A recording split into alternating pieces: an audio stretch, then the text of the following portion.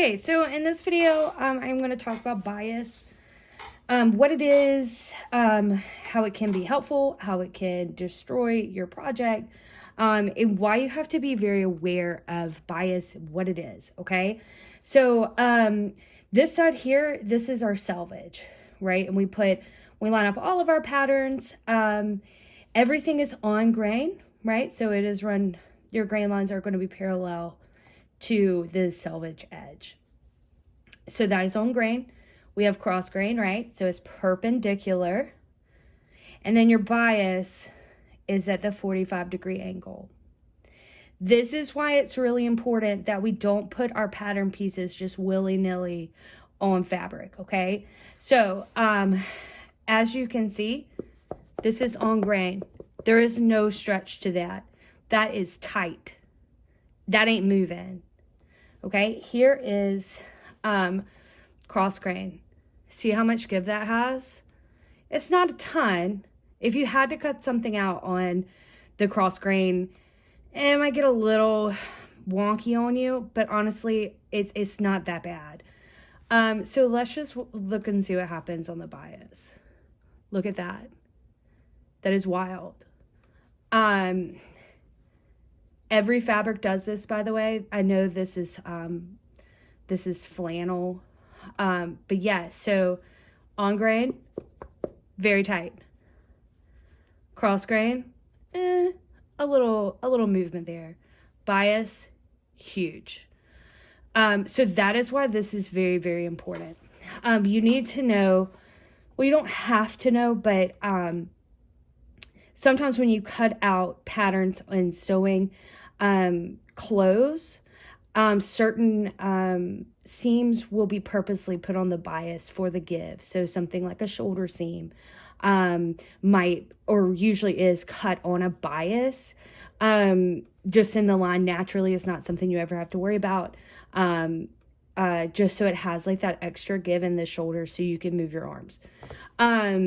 So just know when you're sewing things like a shoulder seam, or if you notice a seam when you lay it out on your fabric is on the bias, just know that when you sew it, it is going to have a little give and it's going to have movement. So let me show you what bias is typically used for, which is bias tape. You can buy it packaged here. So I have some black here. This is double fold, which is my preferred. They make single fold. I didn't mean to buy this. It was the wrong thing, but so I typically like the double fold. So bias is very, very, very easy to make at home. You do not need a bias maker. I think those things are silly. Save your money. So the double fold, right? So you have your fold and your fold, right? So it's double fold. So this is why bias binding is so cool, and you can use it to bind off shoulder or arm size, so around your arm. That's what arm size is. You can bind off necklines, hems. There's so much you can do with bias binding. And so it's not tremendously stretchy, but what it's really, really good for are curves.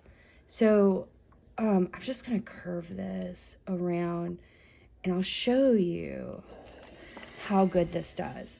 So because of its stretch and its malleability with the weave, you can get a pretty flat curve from that.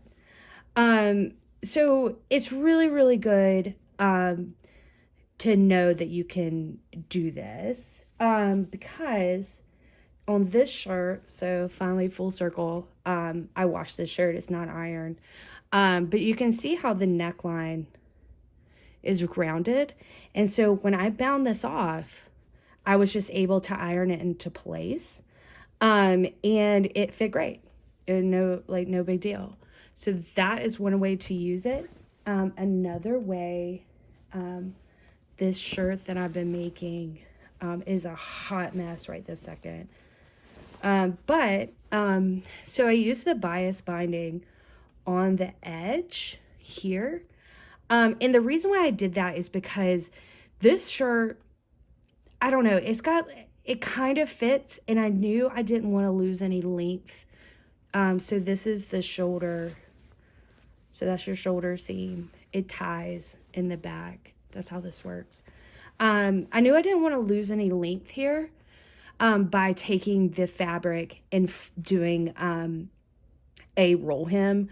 And so I probably would have lost this much fabric by doing that. So instead, I put this stuff on the edge. And so I didn't lose very much length at all. So that's another way to think about using bias binding if you've tried on something and it doesn't quite fit.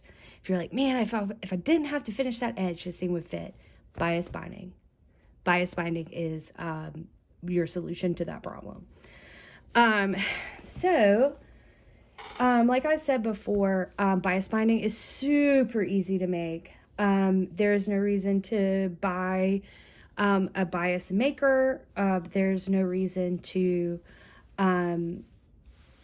purchase it all the time. And honestly, sometimes you can't. So let's say in this shirt, I had wanted this to be the same zebra.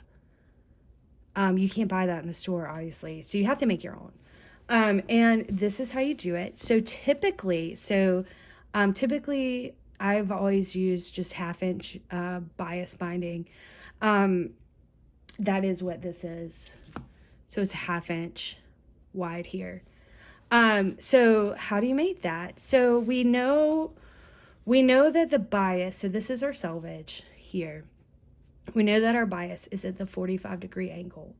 The easiest way that I've always remembered this is that if you do from the corner and go straight down, right, that's your bias line.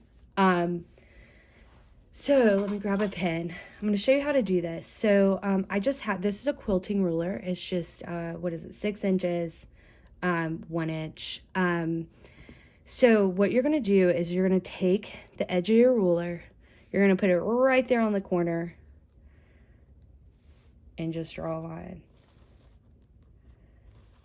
And you can make it as long as you want. So you could keep going down. Like I've made bias that's like 2 feet, 3 feet long, right? Because I had enough fabric to do that. And then, so you take your ruler, once you do your line, however far you want to do, you take your back side of your ruler, you line it up to the line as best you can, hold it still, draw, and then you're going to do the same thing on the other side. So you line up your ruler on the line, draw, there you go, and you just keep going down as long as you want to, and you can make as much as you need. So I went ahead and pre-did some of this, so this is how you know it's on the bias. Look at that. So again, super easy. This is the part that takes the longest, is to actually make the bias binding or the folding. So what we're basically going to do is we're going to take this edge, we're going to fold it into the middle to that line. We're going to take this side, we're going to fold it in the middle to this line. Okay. So we're going to do that.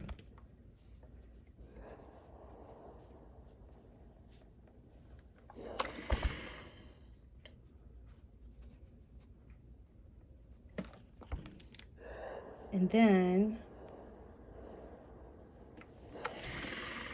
we're going to take this and we're going to fold this in half. What are you doing? I'm making a video for your aunt. We're talking about bias. And there you go. You've made your bias binding. We will go on a different episode and tell you, or a different video, and I'll tell you how to put this on. So ways that a bias can work against you. Please don't touch this. why? Because I don't want the camera to fall. So in quilting, this is kind of the easiest way to explain it. Please stop. Okay. So each one of these triangles has a bias side. See, that's your bias side. That's your own grain.